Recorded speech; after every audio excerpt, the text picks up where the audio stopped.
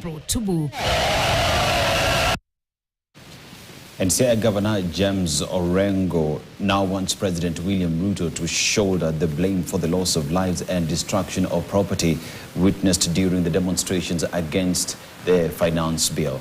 Now, the Siaya County boss also termed the move by the president to refer the contentious bill back to Parliament as a mockery to Kenyans. Now, Orengo was speaking in West Alego location, Alego Usonga constituency, during the burial ceremony of Teresia Anyango Ogutu, who is the mother to Siaya County Secretary Joseph Ogutu.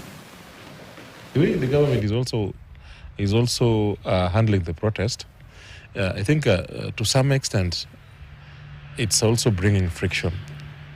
And you know, there is no way that you are going to harm people who are protesting peacefully.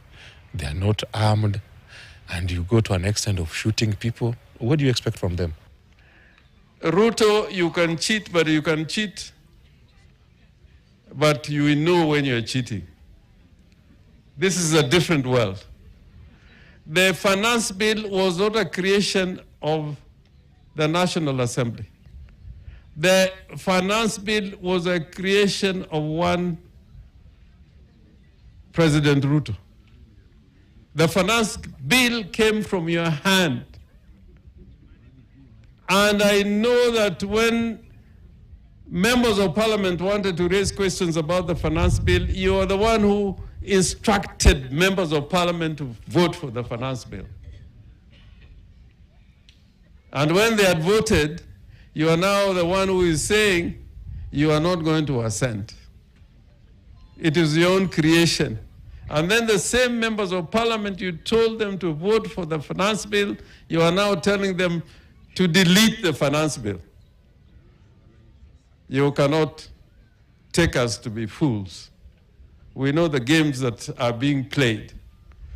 But Kenyans, we are going to go through a rough period because the country is broke. And we have held hostage by the international finance capital. So at the end of all this, you must take responsibility and accountability. You must compensate those who have died, and you must take responsibility for the damage the country is going to suffer. A group of legislators from the Gusii region have called on President